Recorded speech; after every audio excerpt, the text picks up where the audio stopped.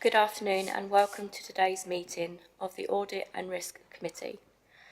Welcome also to those watching the meeting on YouTube.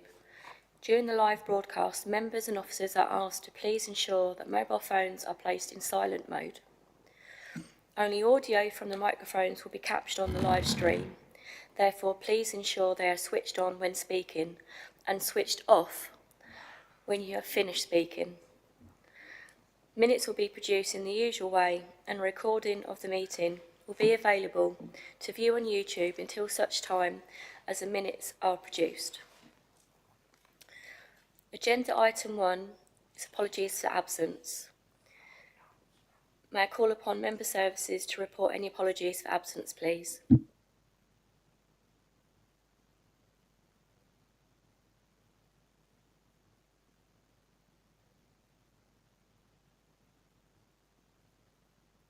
Thank you. Agenda item 2 is to confirm and sign the minutes of the previous meeting of the 4th of December 2024 as being correct. Do I have a proposer for these minutes, please? Councillor Christie. Can I have a seconder, please? Councillor French. Thank you. Does any member have any comments on these minutes? No? Thank you. Can I have a show of hands to approve these minutes, please? Thank you, members. The minutes of the meeting of the 4th of December 2024 are therefore agreed.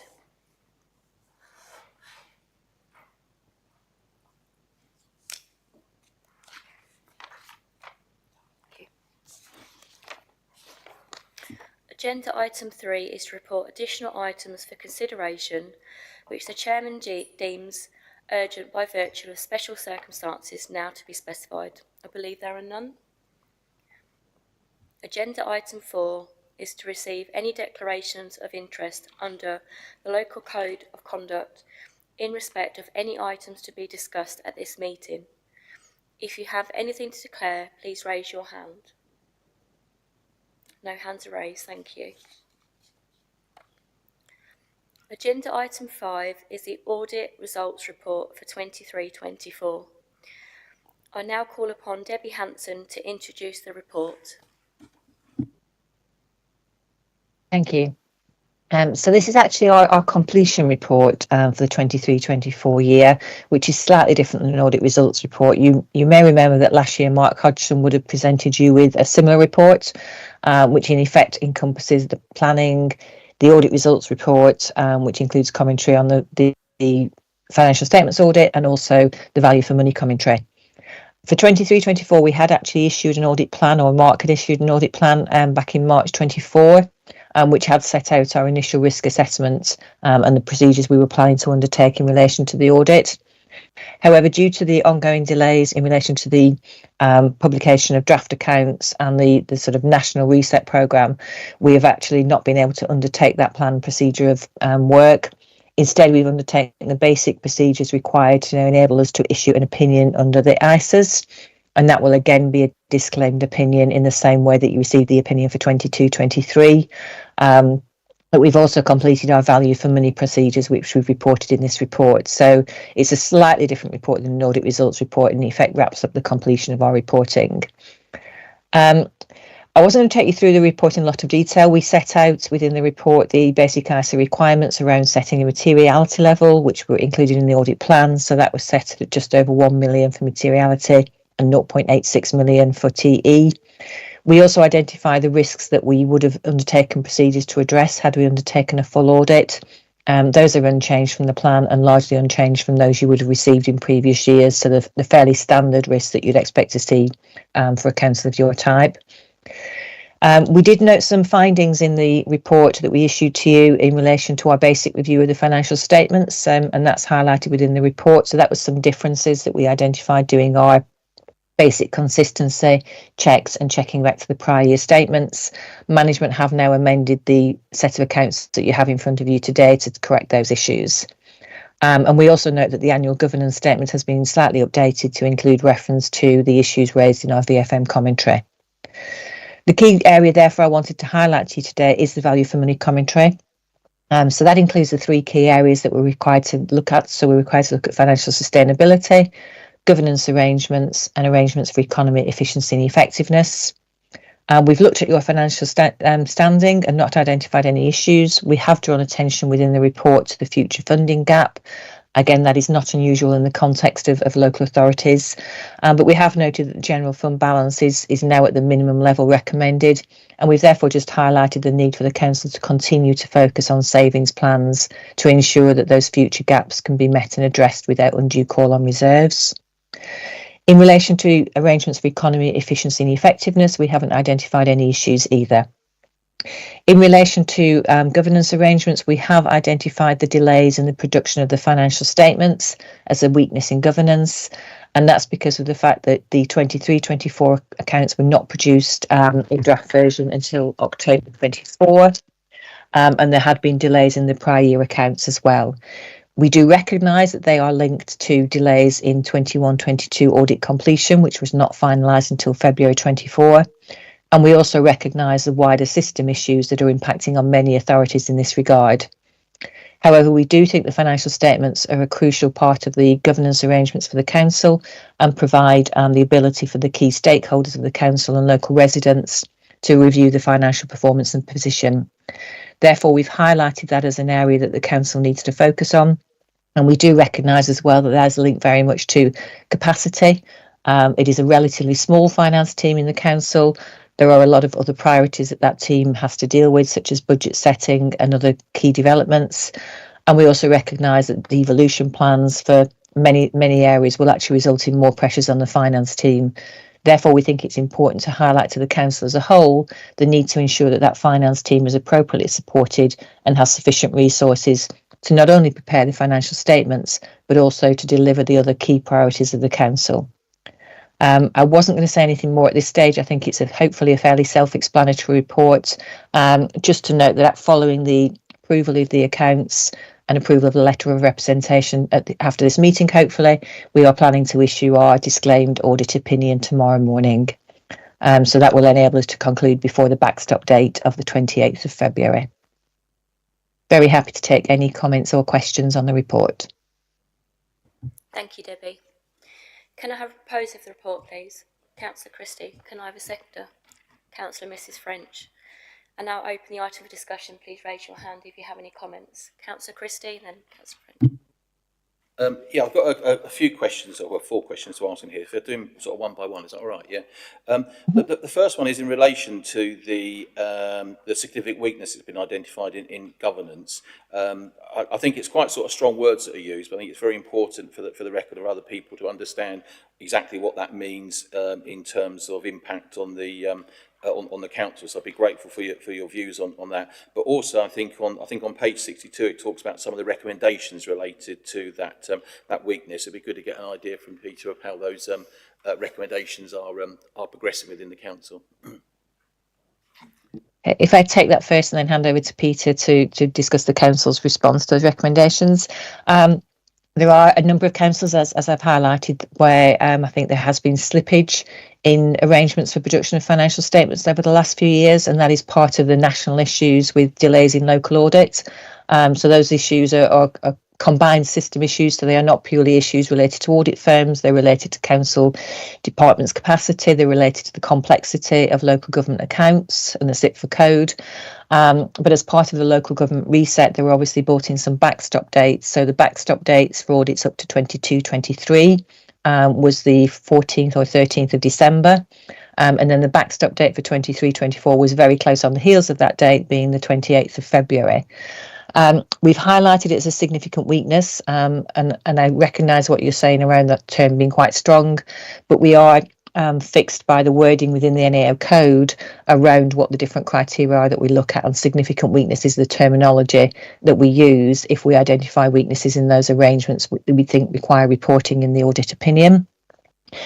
The reason we think it's important is as I've said, the council's finance team is relatively small. There are a lot of competing priorities, and therefore we think it's really important that the organisation as a whole recognises the importance of supporting that team to enable accounts to be produced on a timely basis. So by the end of June for 24-25, to enable us to complete the audit before the next backstop date, which is February 26. It's really important to bring the local audit system back to a reset. And therefore, we think it's important to highlight. If it had just been maybe 1 year, we may not have highlighted it, but there have been a number of years where the accounts have been later than they should have been.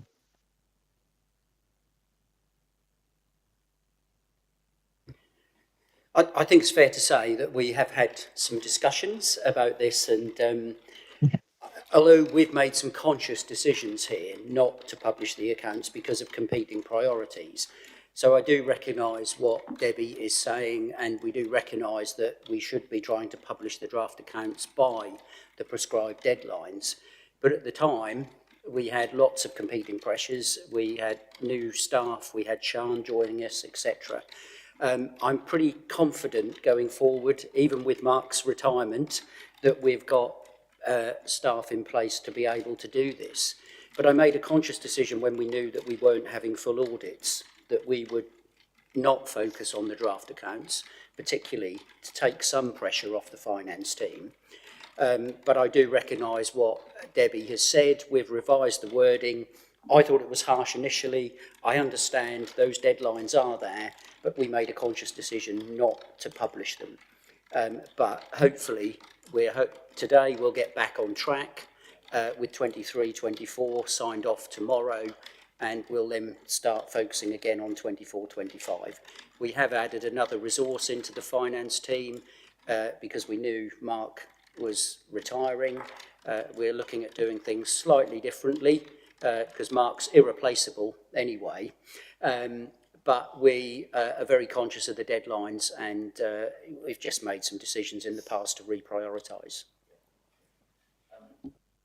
The other question I've got is around another item that's called out, is around audit differences, and it's called uncorrected differences. I just wondered if you've got a view, Debbie, of the sort of materiality of those differences, and again, a view as to what that actually means to the council. I might hand over to Claire to give a bit more detail on the differences, but as I said, these were identified from our fairly basic checks that we did on the financial statements that did identify some differences. I can't remember the exact value of them, so I may hand over to Claire in case she's got a better memory than I have. But the key thing from our perspective is they were corrected. But I guess it does highlight the fact that there were errors in the draft accounts that were published, even though they were published in October 24. Obviously, we'd ideally not be expecting to see errors within the accounts of that nature. So I think that's something for the council just to reflect on for 24-25 to make sure that whatever issues resulted in those differences don't recur in the 24-25 financial statements. I don't know, Claire, whether there's anything you want to add in terms of those specific differences.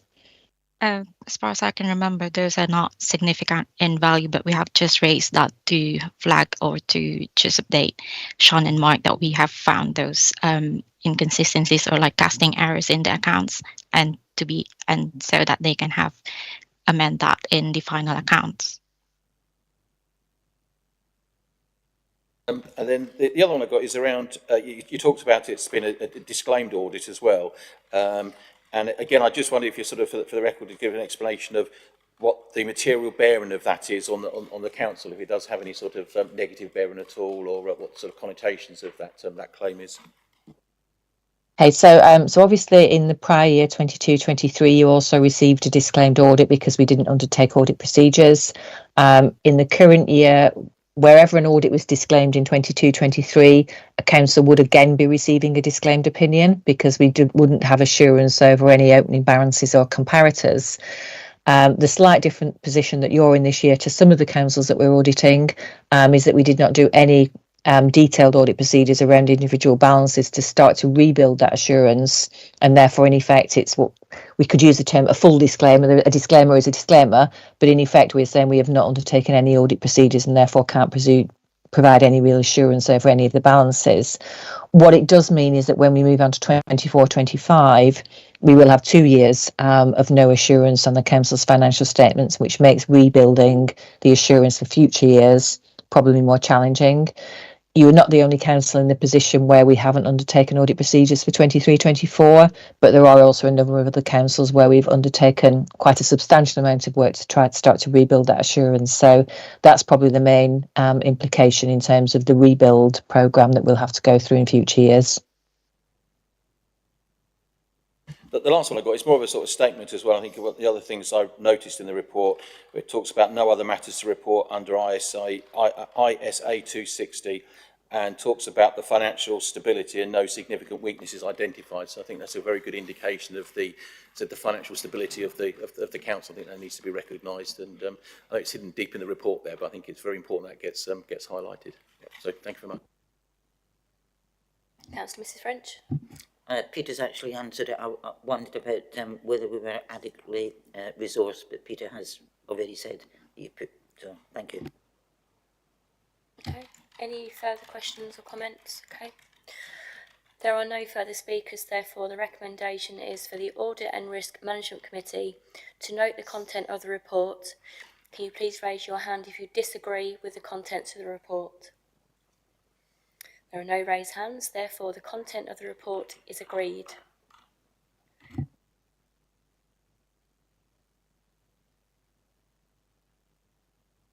Agenda item 6 is the financial statement of accounts for 23-24. I draw members' attention to the tabled papers which contain minor amendments to 2 pages contained within the annual governance statement. I now call upon Mark Saunders to present the report.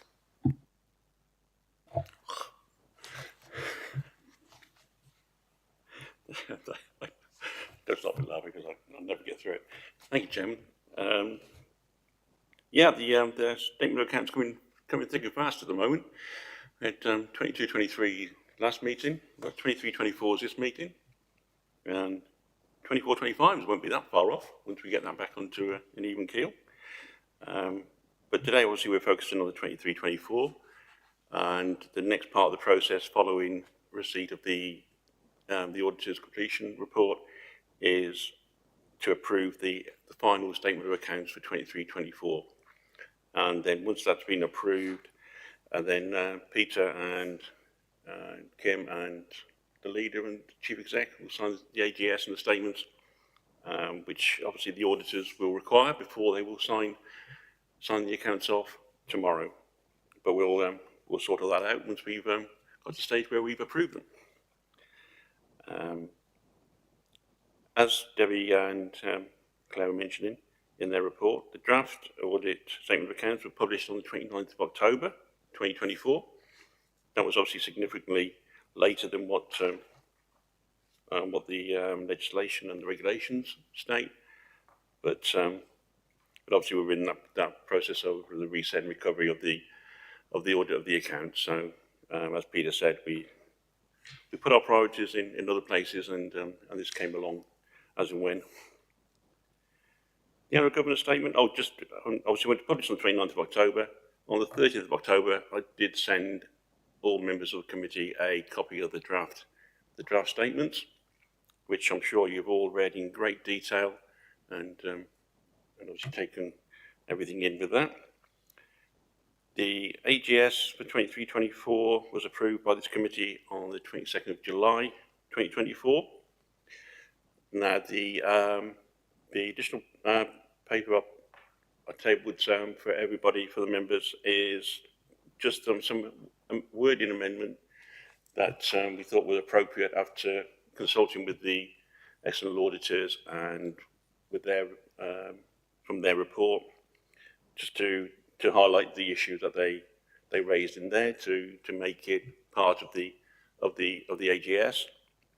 And you'll find that on the bottom of the page 120 and the top of page 121 of the amendment I've put in front of everybody. So they've just expanded on that to incorporate the findings of the auditors in their report. And in terms of the AGS, that is the only change since you approved that on the 22nd of July. In terms of the statements, since the draft statements, as Debbie and Claire said, there were a few casting errors, which we have corrected. So the final version you have in front of you is the final version, with all those errors and inverted commas corrected.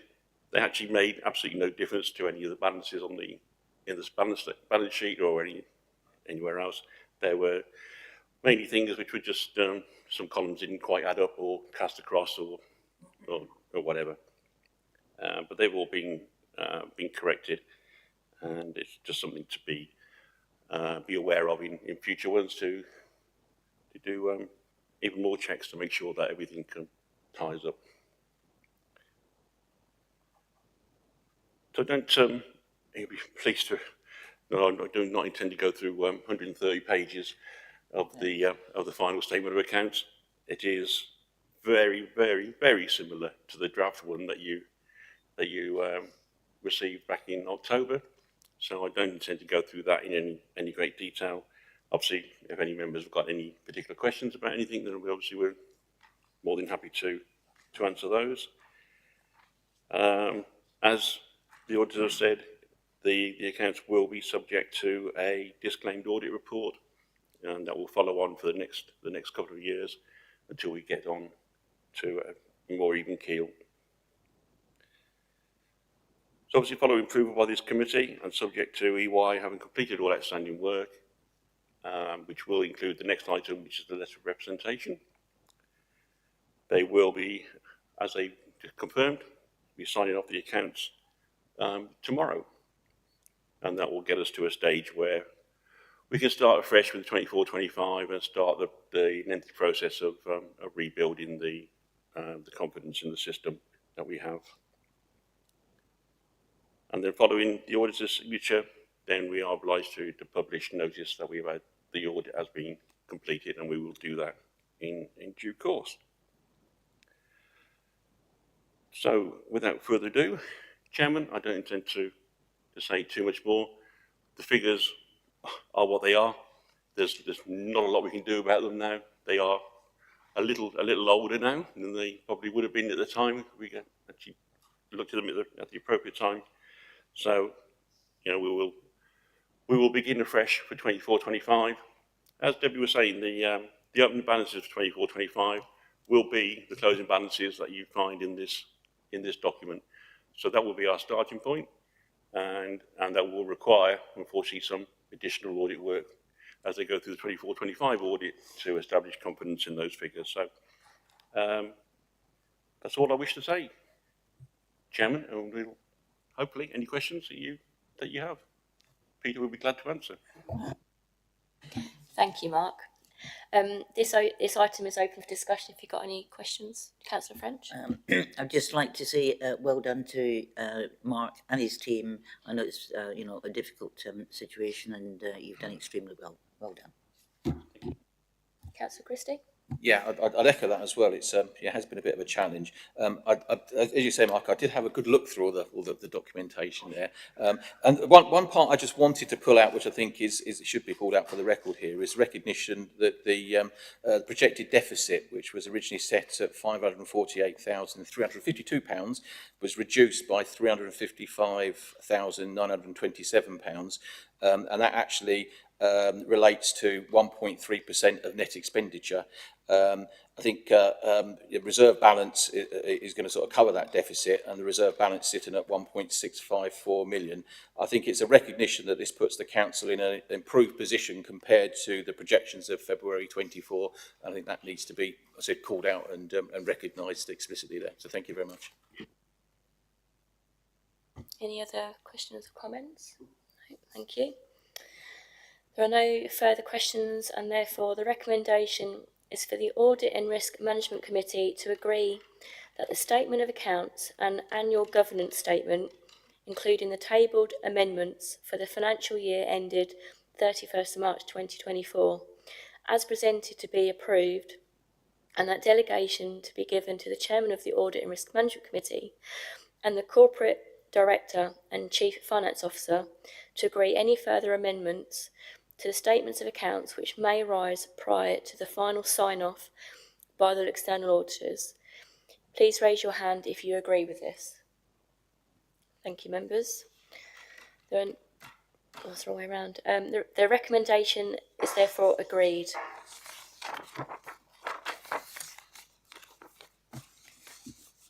All right.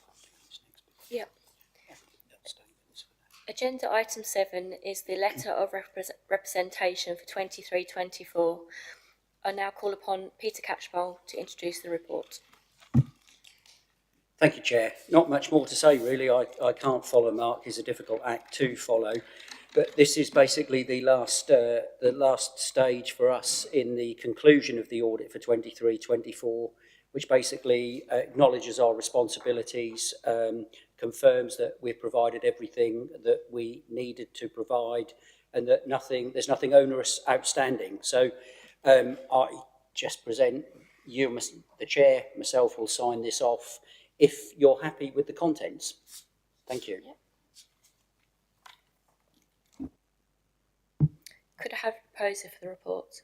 Councillor Christie, thank you. Can I have a seconder? Councillor Mrs French. I now open the item for discussion. If anyone has any comments? No. There are no speakers, therefore the recommendation is that members approve the content and form of the letter of representation to be signed by the chairman of this committee and the council's chief finance officer. Please raise your hands if you disagree with this recommendation. Otherwise, I will take it that you agree. There are no raised hands, therefore the recommendation is approved. Thank you, members. Yeah. Debbie and Claire, would you like to stay or go? I think normally I would stay because I'm conscious that I need to get to know you a little better as I've just taken over from Mark. But as we have got this deadline approaching on Friday on this occasion, I will take up your offer of leaving now and going and continuing to review some more audit files. No problem. Thank you for attending. Take care. Thank you very much. Bye-bye. Bye-bye. Agenda item 8 is the Risk Register quarterly update. I now call upon Stephen Beecher to introduce the report. Thank you, Chair. As usual, this quarter's changes are all highlighted in green throughout the document. Just one change to the risk scores with the arrival of local government reorganisation. The risk management group have increased the score for risk number 24, which is changes in government priorities or legislation. We'll review the score again when we meet to discuss the next quarter's report and as we get more information. Nothing more than that to add, but happy to take any questions. Thank you. Could I have a proposer for the report? Councillor Mrs French and a seconder? Councillor Christie, thank you. I now open the item for discussion if anyone has any comments or questions. Councillor Christie? Yeah, it's just one. It does relate to that item 24 in there, and I was just looking at it in terms of the rating, because likelihood was set quite low. I think it's more likely to happen. The likelihood is a 4, which is probable. 5 is very likely. So as time goes on, next quarter we'll see if we move that from a 4 to a 5. Any other questions? No. There are no further speakers, therefore the recommendation is that members agree to the latest corporate risk register as attached at Appendix A to this report. Can you please raise your hand if you disagree with the report recommendations? Otherwise, I will take it that you agree. There are no raised hands, therefore the recommendations are approved. Thank you. Agenda item 9 is the whistleblowing policy. I now call upon Sam Anthony to introduce this report. Thank you, Chair. The purpose of the report is to provide the Audit and Risk Management Committee with an overview of the updated whistleblowing policy and to provide a summary of the recent statistics of whistleblowing complaints that have been raised. So just by way of a very brief introduction, the Council has an established policy which sets out its approach to whistleblowing, and that policy meets the requirements of the Public Interest Disclosure Act. So the Council has a suite of people policies which were reviewed from time to time, and being presented to you is the updated whistleblowing policy. The changes are very minimal and I've highlighted them for you specifically. So the requirement for refresher training has now been formalised in the policy, and that's on page 246 and 247 of your document pack. We've also added how to raise a concern as a member of the public, and that's shown on page 247 of your pack. And we've had a full review of the external contacts to make sure they are fully up to date, and that's shown on page 253 to 256 of your pack. In addition to the whistleblowing policy changes, I provided a summary of whistleblowing complaints that have been provided or submitted, and that's shown in Schedule 2. So there's a table there for your information. It has been anonymised, as you would expect to see, but it does date for the last 5 years. And just please be advised that we haven't completed this financial year yet. So the summary is there, and predominantly, Chair, that's it. Happy to take any questions. Could I propose of the report, please? Councillor Christie, and a seconder, Councillor Mrs French. And I'll open the item for discussion if anyone has any questions or comments. No? There are no speakers, therefore the recommendation is for the Audit and Risk Management Committee to note and approve to the amendments to the Council's whistleblowing policy shown at Schedule 1.0 and to note the attached summary of the whistleblowing complaints. Can you please raise your hand if you disagree with this report? Otherwise, I will take it you agree. There are no raised hands, therefore the recommendations are approved.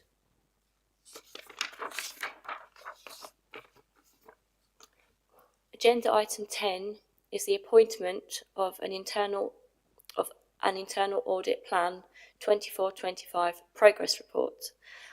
I now call upon Deborah Moss to introduce this report.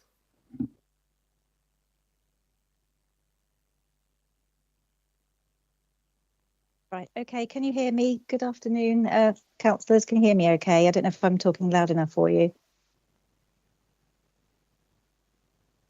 Is that a yes? Sorry, I can't see you very well. Can you hear me okay? Deborah, are you able to speak up slightly? Oh, sorry, I've got messages coming in. Yeah, sorry. Afternoon, everybody. Can you hear me okay now? I don't think I've got a very good headset actually, but can you hear me okay now? Yeah, that's Okay, fine, Deborah. fine. Thank you. Okay, right. I'll try and remember to speak up.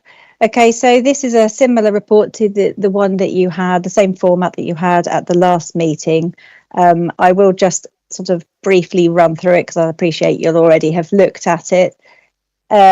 It's set in, like I said, it's set in the same format. So the purpose of it is really to detail to you all the work that has been done since the report that was last came to committee in December.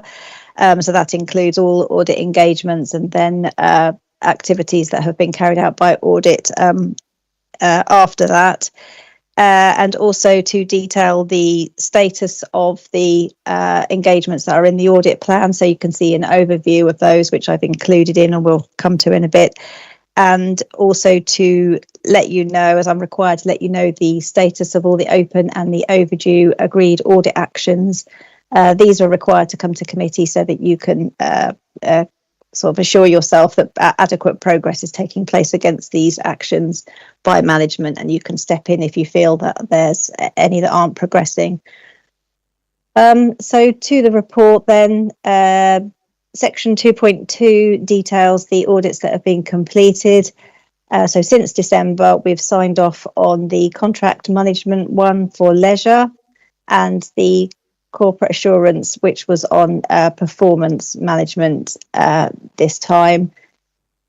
The audits in progress at 2.3, that just lists the ones that we are still doing. I can't report those to you yet because the reports haven't been finalised, but it gives you a detail of where we are with each of those. And the last three there are being done by the partnership, the Anglia Revenue Partnership, that's council tax, NNDR and housing benefit, and I have assurances that they are making progress on those. So they should all be finished by the end of the financial year. 2.4, I'm required to tell you any suggested changes to the agreed audit plan because, as you know, committee are responsible for approving the plan. So I've suggested here that the main accounting system is to be carried forward to the 25-year plan, and that's to take account also of the fact that there is a plan for Aggresso to move to the cloud. So we'll try and incorporate some sort of assurance around not only the system, but then the movement over to the cloud and what that means in terms of risks for the council. 2.5, I've added this in because I think, well, I hope it will be useful for committee to see this. So it's an overview of the status of the plan. We didn't previously put this in here, but I think for you to be able to see as a RAG rating where we are for each of the engagements, the audit opinion given, and the types of actions, the priority of the actions that are falling out of each of those audits, it gives you just an easier view maybe of how we're doing with the plan. Again, 2.6, as I said, that's other audit activity. So these are pieces of work or advice or consultancy work that may have been done in addition to the audit plan.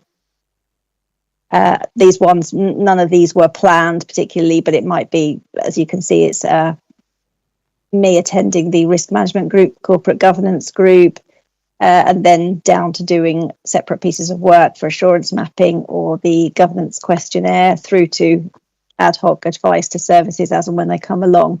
We've had quite a lot of engagement with the transformation team as well in the last few months, which is a good sign really that we work together, because we're doing very, very similar work, to be honest.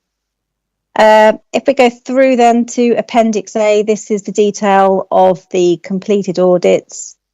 So again, this is contract management. What I've put on the right-hand side, I have literally lifted all the actions from the report and put them in there so you can see those.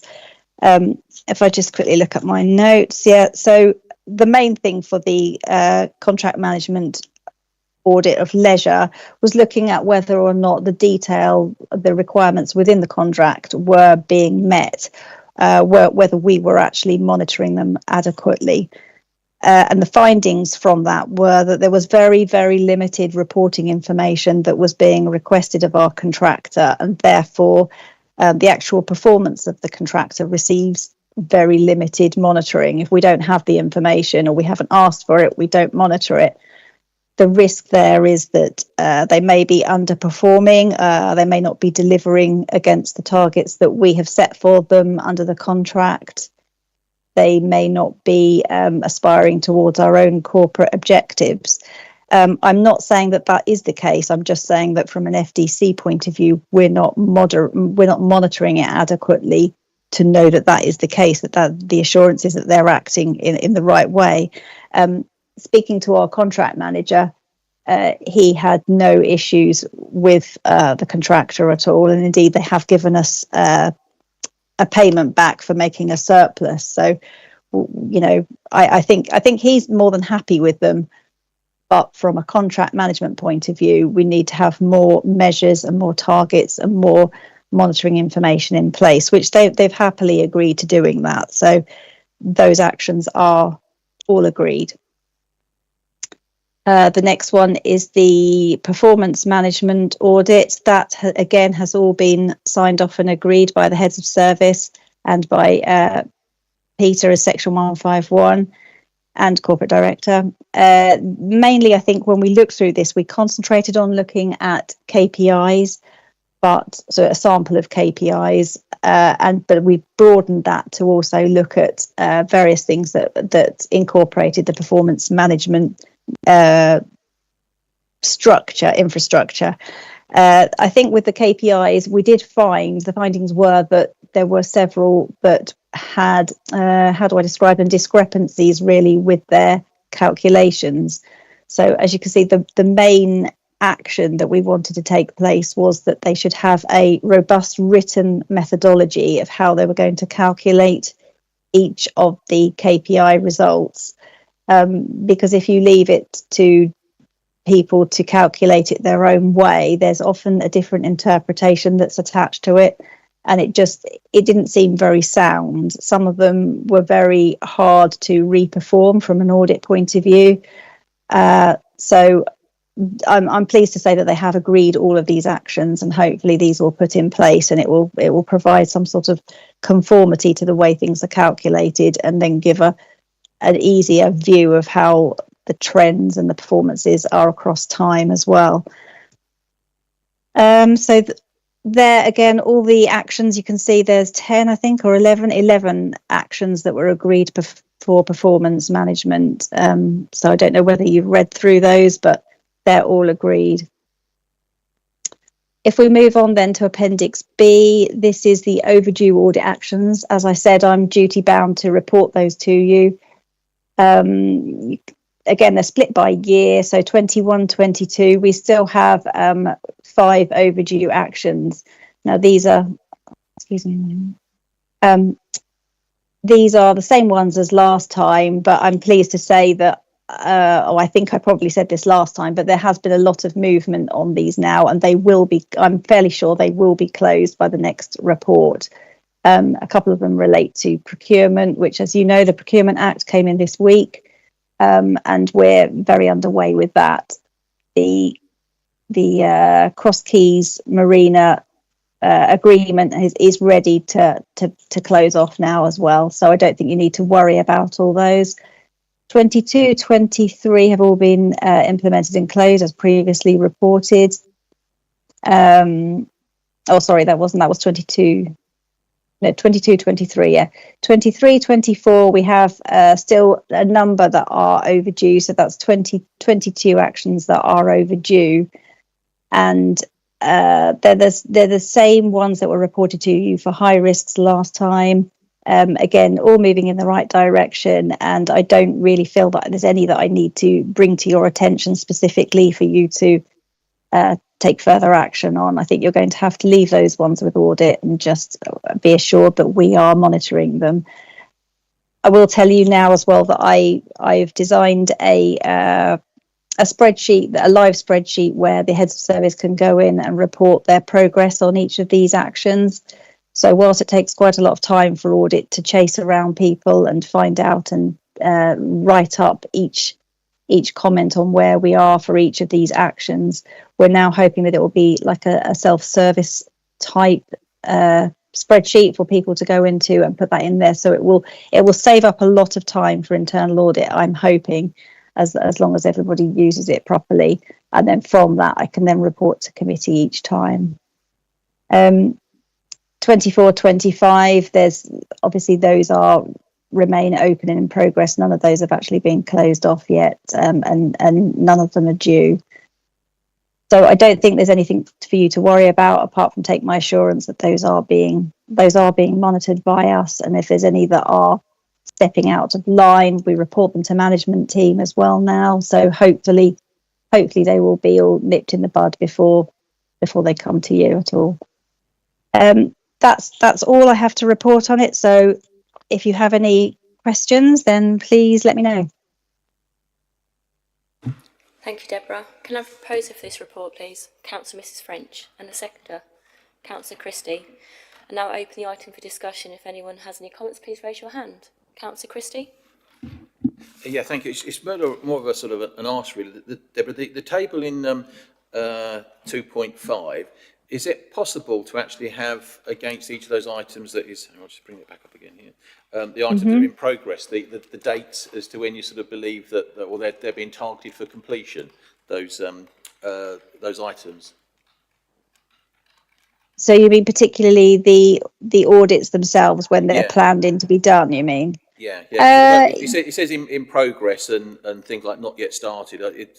When I was looking through it, it'd just be sort of useful to understand when those are targeted to be completed or be started.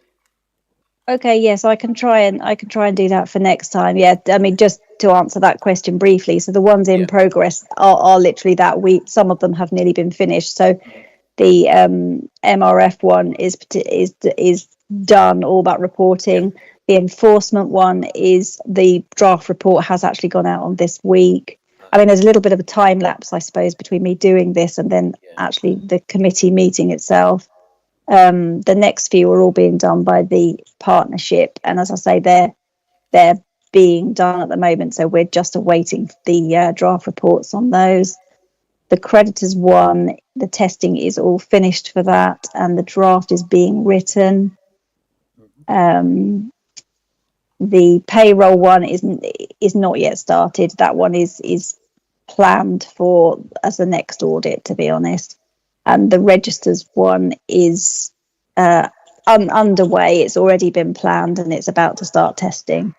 So, but yes, I can put that in for next time. It's sometimes a little bit of a guess because it depends on people's their resourcing. And as you know, we've got one part-time auditor and one full-time, so sometimes it's difficult to know when they'll start and stop a particular audit. But Yeah, I can try these. Yeah, exactly. I do think it'd be useful to sort of see that trend, because if you are sort of suffering from lack of resources, then it will help identify that one here as well, and we can sort of help where we can. But no, thank you for the other explanations on there as well. It was very, very good, very useful. Thank you.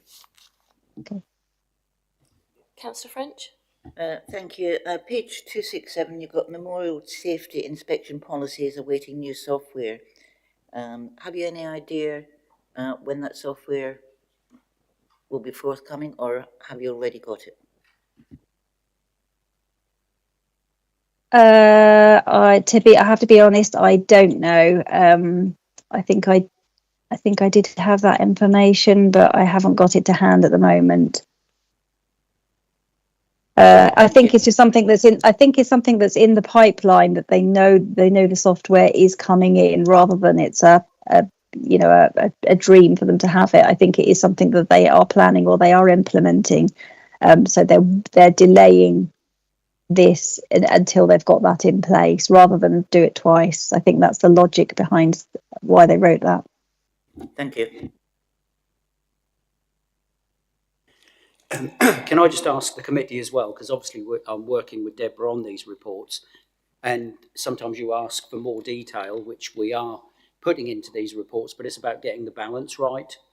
I think we're getting there, and you've just asked Councillor Christie for something else to be put in as well. And I know one of our Councillor Booth, if he was here, I think we're putting more and more detail in because there's nothing to hide as such. But I think, again, your feedback is really helpful. So we just need to get that balance right. Yeah. Any further questions or comments? Okay.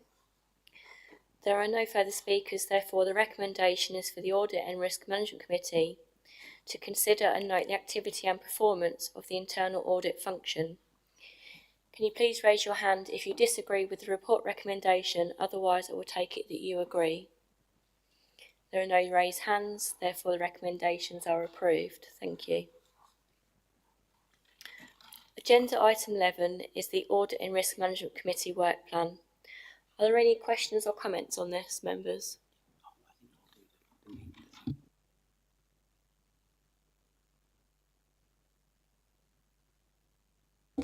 I think I was just going to say, because this just runs to the next meeting in March. So I think Deborah and myself, we're working on a full year one now, which we will table at the next meeting.